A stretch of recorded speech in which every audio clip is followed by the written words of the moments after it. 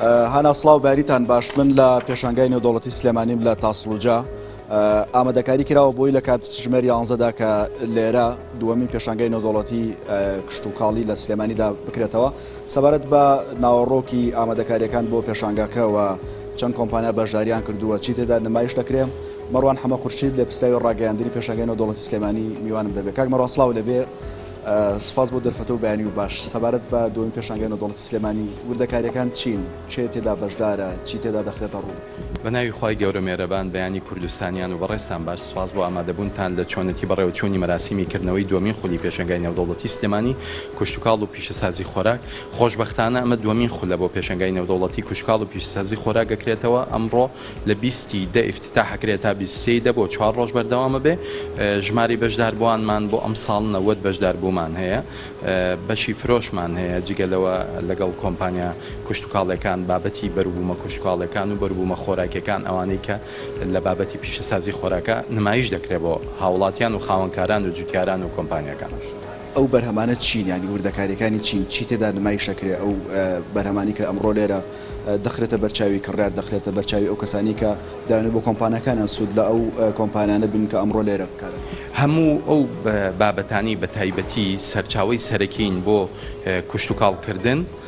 لێرە بە تایبەتی لە ئامێر لە داو دەرمانی کوشتتوکاڵی لە بابەتە کوشتتوکاڵەکان نەمام و زۆر بابەتی ترجگەلەوە پیشەسازی خۆراک چۆنێتی بەرەمێنانی خۆراک لەو بەروبوومە کوشتتوکاڵیانە ئەمانە هەمووی نمایش دەکرێت بۆ وڵاتیان.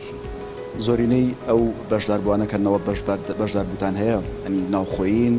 دەرەکین و ئەگەر دەرەکین زیاتر لە چ وڵاتێکەوە هاتوون چیان پێیە وڵاتانی دراوسێ ئەم ساڵ خۆشبەختانە بەشدارن زیاتر لە 7 بۆ 8 وڵات بەشدارن لەم پێشەنگای نێودەوڵەتی ئەوانی تر کۆمپانیەکانی کوردستان و عێراقن. بەرهەمی ناوخۆیی چەندە بارزە لێرە و بەشدارانی کورد لێرە ژمارەیان چۆنە؟ ئێمە هەمیشە گرنگیمان داوە بە نمایشکردنی بەرهەمە خۆماڵی و ناوخۆی و نەکان پێشتر ئاگادار بوون کە پێشەنگای پیشەسازی و بەرهەمانی نیشتیمانیمان کردەوە بەس ئەمە پێشەنگای نێودەوڵەتیە لەگەڵ ئەوەشدا گرنگی زۆرمان داوە بۆی کۆمپانیا کوردیەکان بەشدار بن ئەم ساڵ جیاواز لە ساڵان جوتیارە نمونەیەکەی کوردستان کاگازات بەشدارە لەگەڵمان کە لێرە نمایشی هەندێک بەرهەمی نایاب دەکاوەکە ئەو بەرهەمانی کە خۆی تایبەتێکا و لە خزمەتدانابێت.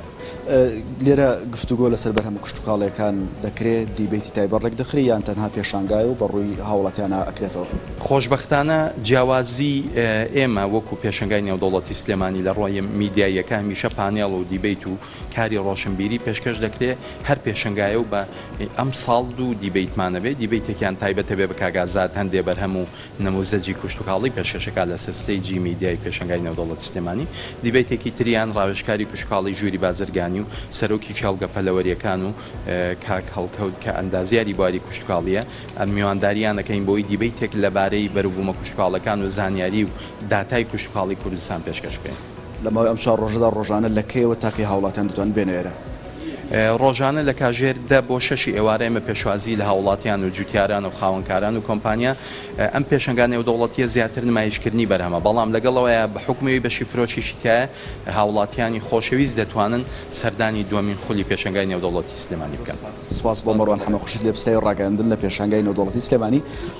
هەنا ئەمە زانارەکان بوو لای من و ئامادەکاری کراوە بۆی لە کاتژمێر 11 تاوەدا بە ئامادەبوونی وەزیری کوشتتوکاڵی حکوومەتی هەرێمی کوردستان و ژمارەیەک لە بەرپرسان لێرە پێشەنگاکە بەڕووی هاوڵاتیاندا بکرێتەوە.